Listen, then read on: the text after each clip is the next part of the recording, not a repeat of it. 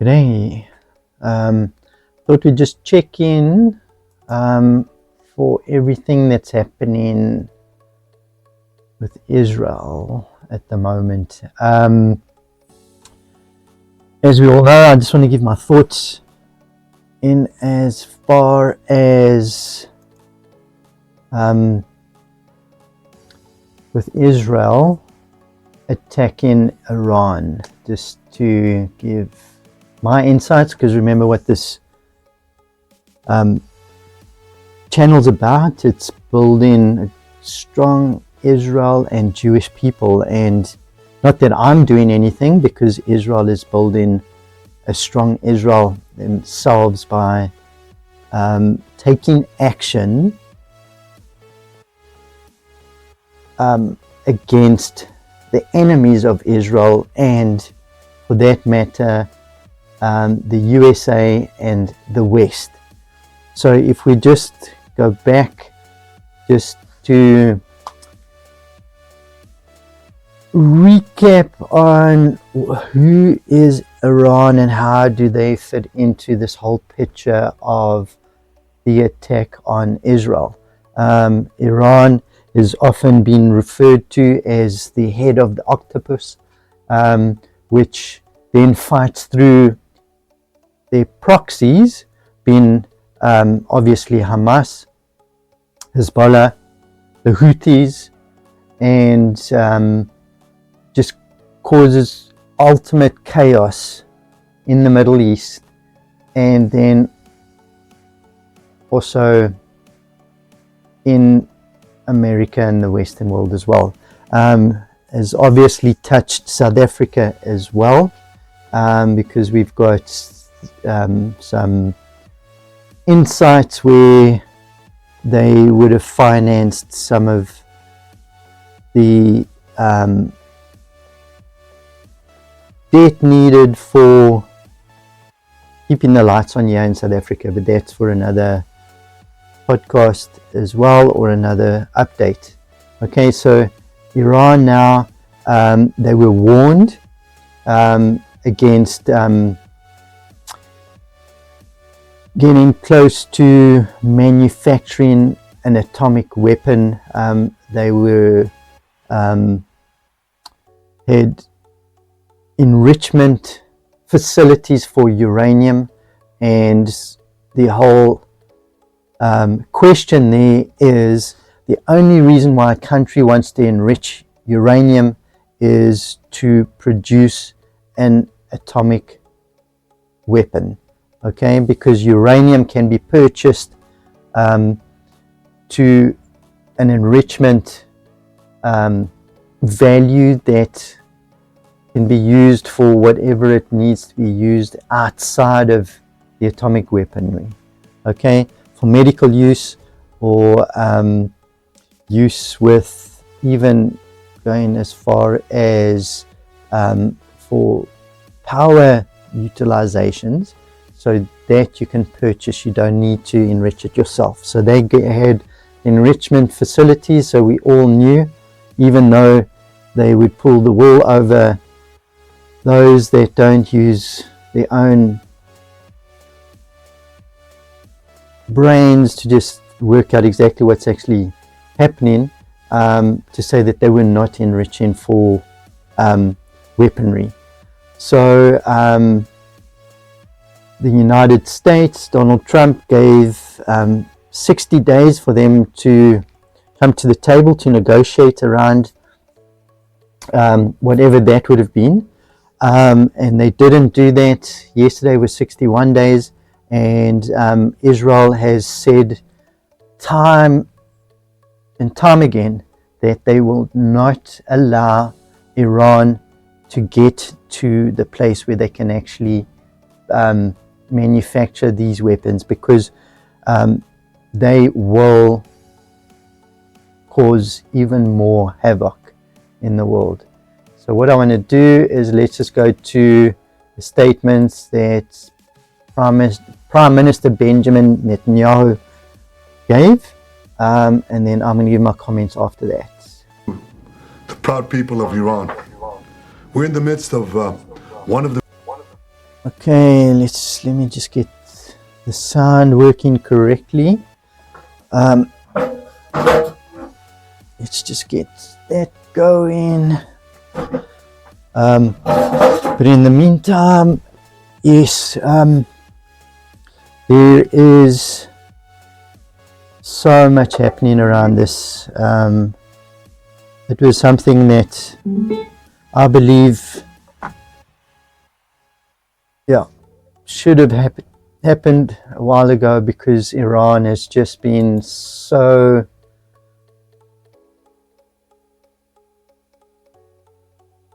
aggressive towards Israel and the United States, where they would outwardly chant death to America and death to Israel. Okay, so let's just get this clip going.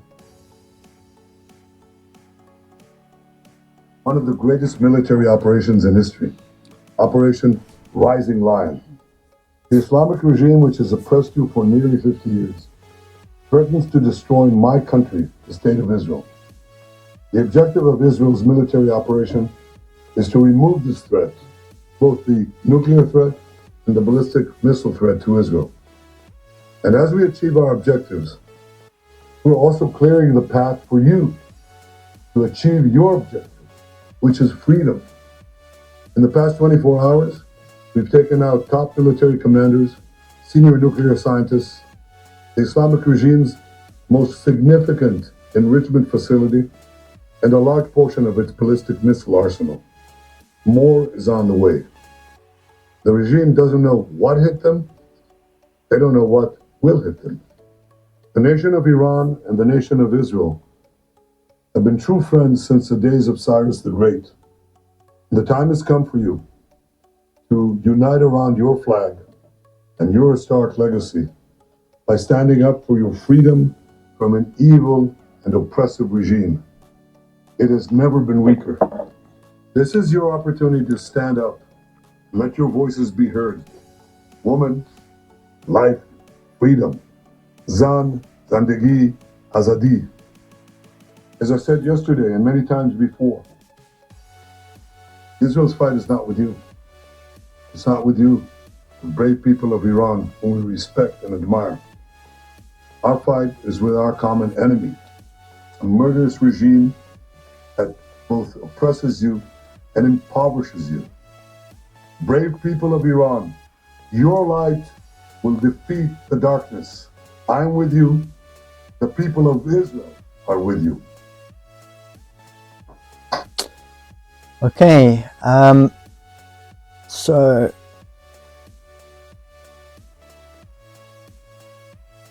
yeah, my thoughts there is Iran, in my opinion, if we actually have to look, how could the countries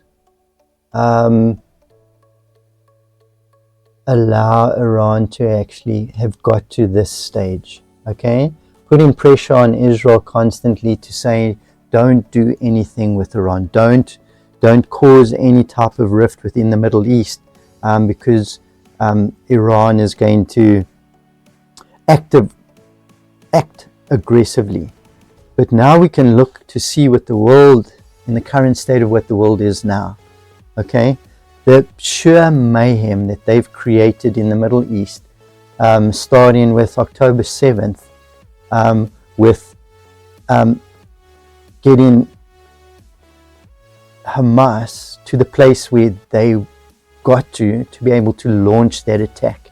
Okay, through the proxies, they've been able to finance, they've been able to give weapons, support, military strategy as well, how they've operated even in the United States, how they've operated in Europe, United Kingdom. We can even see one of these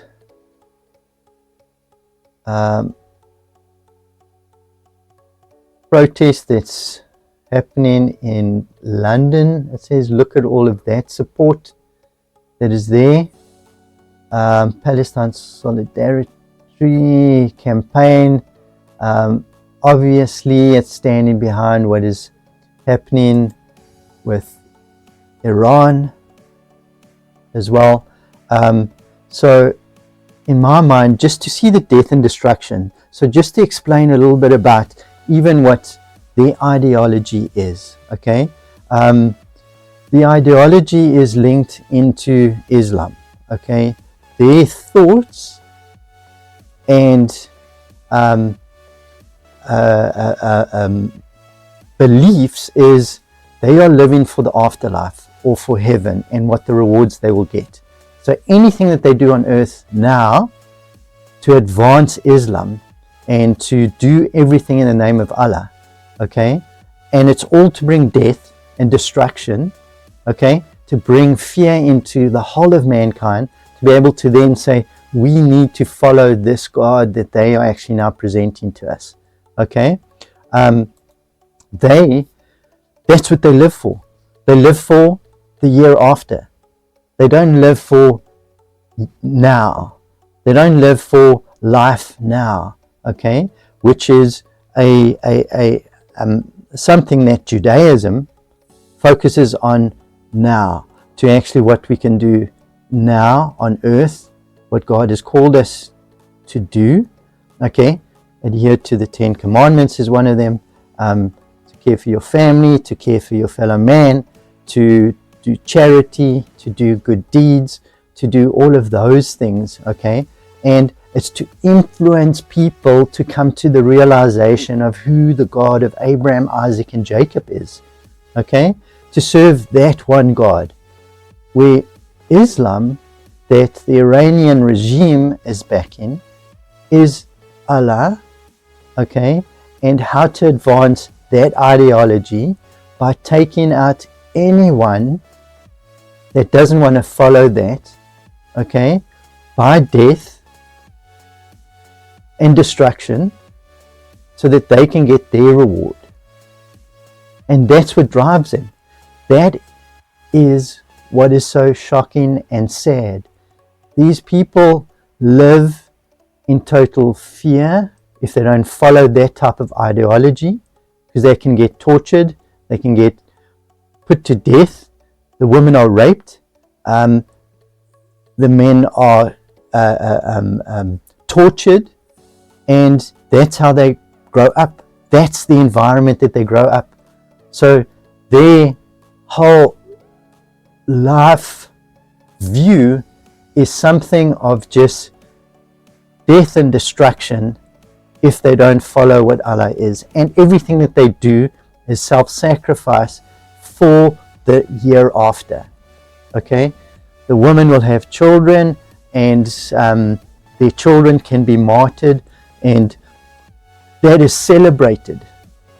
Imagine living in a culture where you celebrating the sacrifice and martyrdom of your child to advance your ideology. And think about how do you live life day to day with that? How do you fill your life even with any type of, if you think about it, any type of joy? So